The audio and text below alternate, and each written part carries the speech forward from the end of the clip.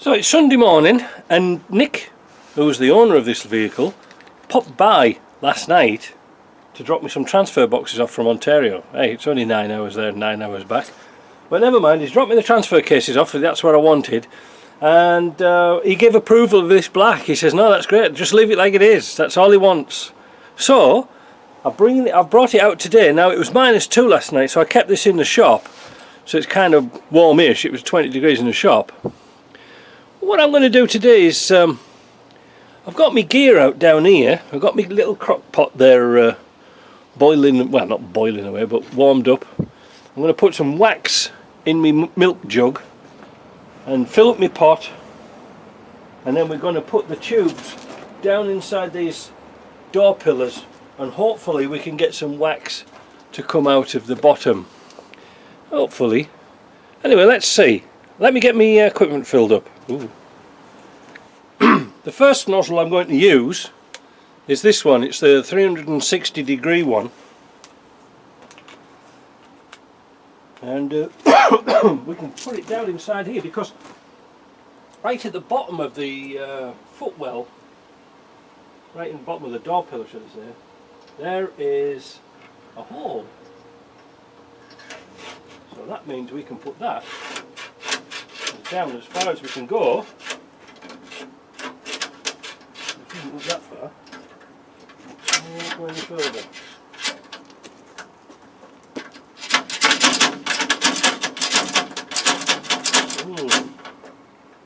Oh, that's it. It's stuck on a piece of panel work here. Well, never mind, let's get the airline, which I forgot to clip in.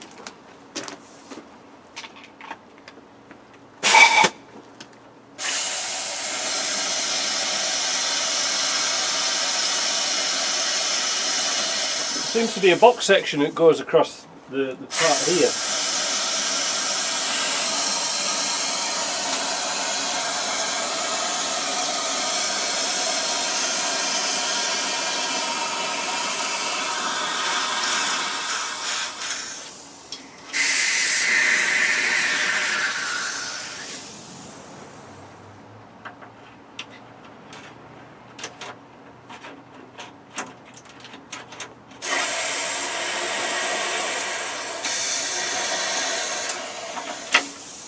I don't know if you can see very well, but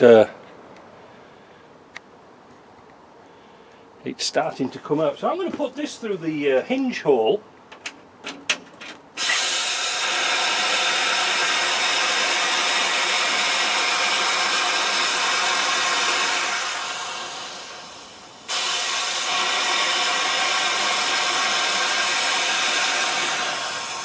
There's quite a bit in there.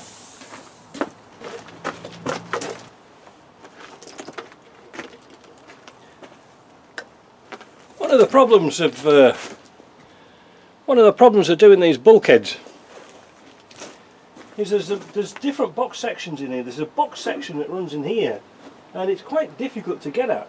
But what we're concerned is this top edge here. Now, I'll tell you what, we'll change the nozzle. Put another one on.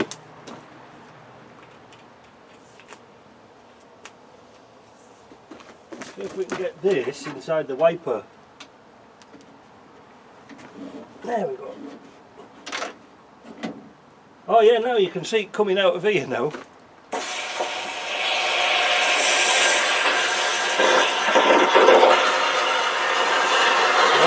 that's in. Ain't gonna rust.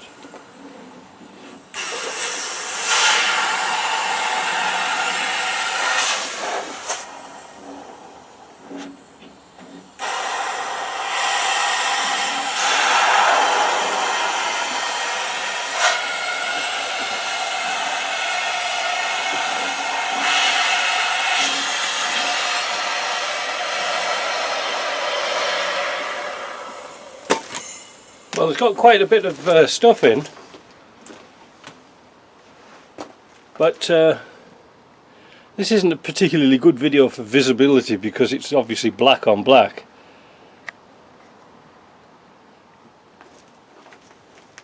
You can see the product now running out through the seams. That's where we want it. And believe it or not, I've used a full container of rustproofing already. Now I am using black on this. Where is it now? So I've used one of them full on here. So I've still got to put a bit more in and get into that corner up there. Then we'll flip it, take it in the shop and do it the other way. But you can see where it's sort of all coming out. It's coming out of everywhere, which isn't too bad because we can clean up once it's in the shop. We can clean it up. You might want to use clear, but I've only got black today, so clear's good, or amber as they call it. Yeah, look here. Look on the floor. You can see it dripping out. Look, I've got bloody stuff all over me camera now as well. Where's it now? Yeah, look at it. It's pouring out. Look. That's good. That's a good sign. So that's getting into all those little nooks and crannies. That's what you want. And then when we put it back in the shop, it'll warm, and we'll flip it the other way around, put some more in. It'll do a nice job. So that's really all you can do for so far when it's upside down, but at least it gets it into these cavities. That's what we're wanting. So I brought the bulkhead back in and I put it on a piece of plastic, and this is the reason why. You can see it now. It's pouring back out of there. I might just put a bowl under there, being a Yorkshireman, and collect that and put it back in the gun, because there's going to be quite a bit. But it's got a really good coating now. What I wanted to tell you, you probably won't be able to see very well. There is a box section that runs under here. It's very difficult to get, but you can actually get it from underneath, because there's some standoffs that go in here for hoses and wiring and things like that. So it's easy to get at, and same thing here for the holes for the heater and the brake. You can get under there, you can get under there. It's so much easier upside down to work on. So I'm just going to leave that to drip. Now once it's started to go off a little bit, we'll clean this up with some white spirit, and then she should be good. But yeah, it's pretty nasty stuff. You can see where it's been creeping out of all these little joints. Now you can't put wax oil or any rustproofing through these holes here because there's tubes. So that was the reason why we turned it upside down, so the wax would go up and around that, fill that cavity up, and then just drop back down again. So, you know, it should be good for a long time. And also, all across here, you can see the wax has all come out of here. It is a mucky job, so don't think you're not going to get dirty. And you can see here how the wax has crept through the seams. Same here, look, you can see it in the seams. That's what we want, and that's what we've got. So let's leave that to drip a bit, and because we've got the go ahead with this, everything's fine. I can start to put it back together again.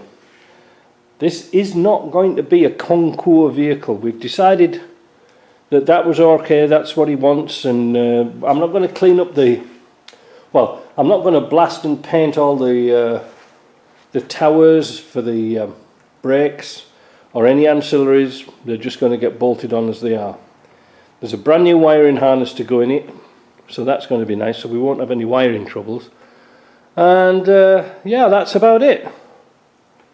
That's about it from there. So now we can start to build this up.